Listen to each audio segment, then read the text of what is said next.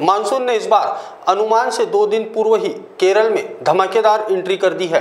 अगर मौसम विभाग का समीकरण नहीं बदला तो नागपुर सहित विदर्भ में 12 जून तक मानसूनी बादल दस्तक देंगे।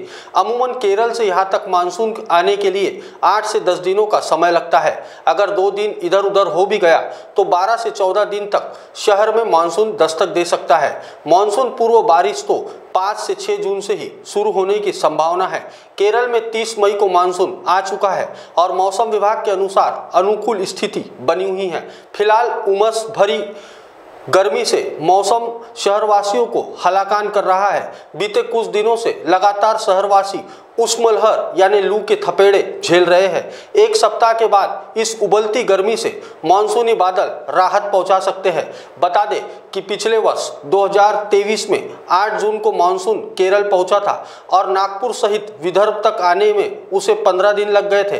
23 जून को यहां मानसूनी बादल ने दस्तक दी थी और पहले ही दिन झमाझम बरसे थे। इस बार मानसून अनुकूल बना हुआ है। अगर इस दौरान किसी तरह की गड़बड़ी नहीं हुई तो 12 जून को शहरवासी मानसून का स्वागत करेंगे। भीषण गर्मी के बीच 1, 2 और 3 जून को शहर सहित जिले के 1 से 2 स्थानों पर आंधी, गरज, चमक के साथ हल्की बारिश होने की संभावना भी मौसम विभाग ने जताई है। वही 4 से 5 जून को आंशिक बदली आने वाली है। इस दौरान तापमान में कोई कमी नहीं आने वाली है। इस दौरान शहर का अधिकतम तापमान 44 डिग्री सेल्सियस और न्यूनतम तापमान 28 से 29 डिग्री सेल्सियस तक बने रहने के संकेत मौसम विभाग ने दिए हैं। तो पहले चीज़ कि अगले 5 दिन कैसा मौसम रहेगा। अभी जो है गर्मी के हिसाब से जैसा मौसम होना चाहिए, तो अगर चार्ट देखें तो उत्तर पश्चिमी हवाएं अगर आती है राजस्थान की तरफ से, गुजरात की तरफ से, नॉर्थ इंडिया से, तो उससे गर्मी ज़्यादा बढ़ती है। और अभी मिला जुला असर है क्योंकि बंगाल की खाड़ी में एक लो प्रेशर एरिया बन रहा है, तो उसके कारण उत्तर पश्चिमी हवाएं ना आके विदर्भ में दोनों तरफ की हवाएं आ रही है। विंड डिस्कंटिन्यूटी मध्य प्रदेश के ऊपर है और ईस्ट जो विदर्भ है, मतलब अकोला, ये ईस्ट विदर्भ मीन्स हो गया गोंदिया, भंडारा, चंद्रपुर, गढ़चिरौली, अब नागपुर तक, इसमें दक्षिण पूर्वी हवाएं आ रही है लो प्रेशर एरिया के इफेक्ट से, तो वहाँ थोड़ी मॉइस्चर आ रही है। तो बहुत ज़्यादा तो नहीं एक्सपेक्ट कर रहे हैं, लेकिन लाइट रेन 1-2 जगह पे हो सकती है। और वेस्ट में चूँकि उत्तर की तरफ से हवाएं आ रही है, तो वेस्ट में टेम्परेचर अब बढ़ना शुरू हो गया है। अकोला कल हाईएस्ट रहा, 44 डिग्री था, अमरावती 43 था। तो अब जो है वेस्ट विदर्भ में जो है हीट वेव कंडीशंस आ सकती है। आज से हीट वेव की चेतावनी दी गई है, वो खासकर पश्चिम के जो ज़िले हैं विदर्भ के, तो अकोला, बुल्ढाना, अमरावती, वाशिम, इस तरफ में जो है हीट वेव की कंडीशन बनेगी। और जहाँ तक बारिश की संभावना है तो वो 1-2 जगह में लाइट रेन होगी, वो भी ज़्यादातर पूर्वी विदर्भ और दक्षिणी विदर्भ में 1-2 जगह पे होगी।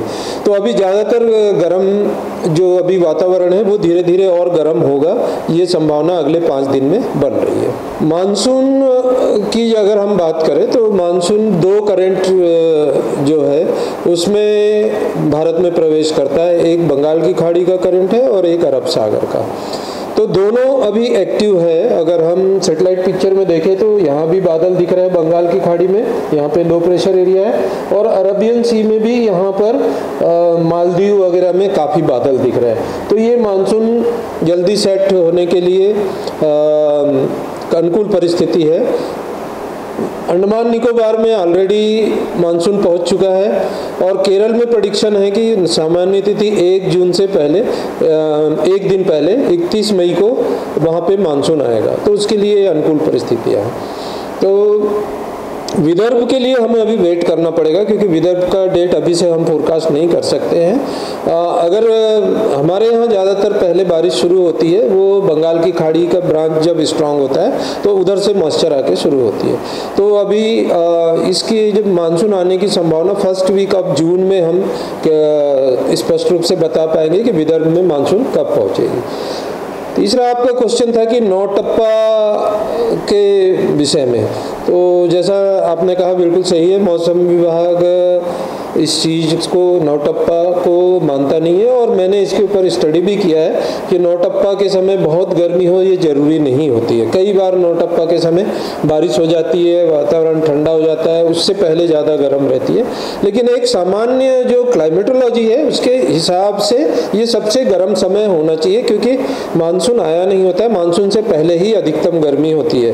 तो जो लास्ट वीक ऑफ मई है और फर्स्ट वीक ऑफ जून है वो क्लाइमेटोलॉजी के हिसाब से गर्म होगा, जिसको कि आमतौर पे जो है पब्लिक नौटप्पा के रूप में जानती है। लेकिन अगर कोई सिस्टम बन जाता है तो फिर ये चीज़ नहीं होती। दूसरा, जो नौटप्पा के सम्मान में कई बार लोग बोलते हैं कि नौटप्पा में गर्मी अगर अच्छी नहीं पड़ी तो मानसून कमज़ोर होगा, या नौटप्पा में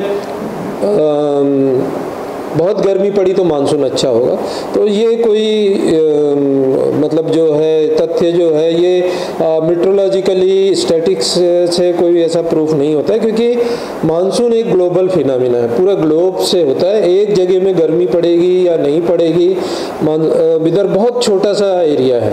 तो मानसून इतना बड़ा सर्कुलेशन सिस्टम है, ये अफ्रीका से शुरू होता है, इंडिया में हिमालय तक चलता है। तो ये अवधारणा सही नहीं है।